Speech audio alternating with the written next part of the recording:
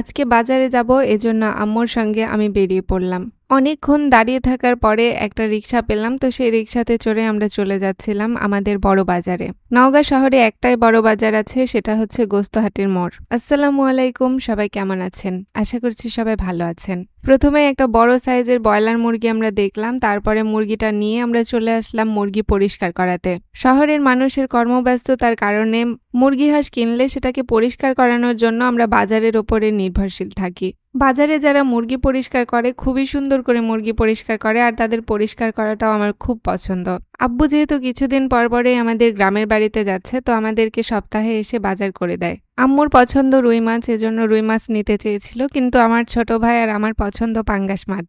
বড় সাইজের পাঙ্গাস মাছ না হলে খেতে একদমই মজা লাগে না, আবার পাঙ্গাসের গায়ের রং কালো হলেও সেগুলো মজা লাগে না খেতে।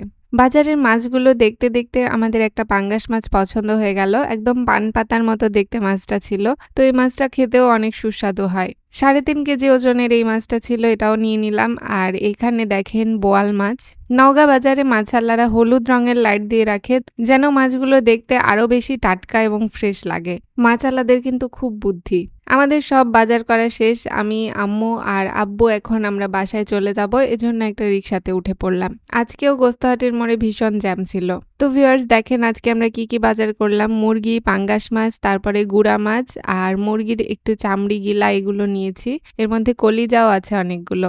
একটা মুরগির টয়া ছিল, এটাই প্রায় মনে হয় 100 গ্রাম ওজনের। আমার ছোট ভাই মুরগির গিলা, চামড়ি, কলিজা এগুলো খুব পছন্দ করে, তো এই জন্য আমরা একটু বেশি করে নিয়েছিলাম।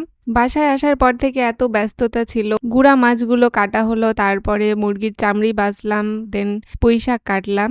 আম্মু বড় মাছ মুরগি কাটছিল, তো আমাদের দুইজনেরই ভীষণ ব্যস্ততা গেছে। তারপরে আম্মু এগুলো রান্না করলো। আমরা বিকেল 4টার দিকে খেতে বসেছি। আমার আব্বুর যে বিয়ের পরে ভুঁড়িটা কেন বড় হয়ে গেছে এখন বুঝতে পারছি। পাঙ্গাস মাছের মাথা আর ঠোঁটা দিয়ে এই পুঁই শাকের তরকারিটা রান্না করা হয়েছিল। খুব মাছ মাছ হয়েছে, মানে মাছটাই বেশি পরিমাণ দেখা যাচ্ছিল, পুঁই শাকটা কম হয়ে গেছে।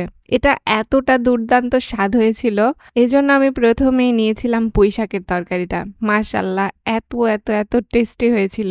আর টেস্ট হবেই না কেন, এগুলো একদম সার ছাড়া টাটকা পুঁই শাক, আর আমাদের বাসার পুঁই শাক। আম্মুর হাতের তরকারি এত স্বাদ, এজন্য আমার আব্বুর ভুঁড়িটা বড় হয়ে গেছে।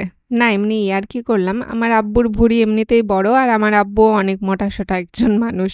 তো পুঁই শাকের তরকারি দিয়ে খাওয়ার পর পেটে জায়গায় ছিল না, আবার একটু ভাত নিলাম আর একটা চিকেন উইংস নিলাম আম্মুকে বলে। মুরগির পাখা আবার আমার খেতে খুবই ভালো লাগে, আর অল্প একটু ঝোল আলু নিয়ে নিলাম। আজকে কেন জানি না যেটাই খাচ্ছি অনেক স্বাদ লাগছে। মুরগির মাংসের এই তরকারিটাও মাশাআল্লাহ অনেক অনেক অনেক টেস্টি হয়েছিল। ক্ষুধাও সেই লেভেলে লেগেছিল, তো পেট ভরে ভাত খেলাম। তারপরে আম্মু আর আমি যখন বসেছিলাম বিকেলে, তখন আমরা দুইজন মিষ্টি পান খেলাম। আমার ছোটবেলা থেকে একটা অভ্যাস আছে, যখনই আম্মু পান খায় তখন আম্মুর থেকে একটু আমি নিয়ে আমি আবার খাই, কিন্তু আমি গোটা পান খেতে পারি না। আজকের ব্লগটা এখানেই শেষ করছি। আপনাদের যাদের ভালো লাগলো অবশ্যই আমাকে সাবস্ক্রাইব করবেন, আর যারা ফেসবুক থেকে দেখছেন তারা অবশ্যই ফলো করবেন। আল্লাহ হাফেজ।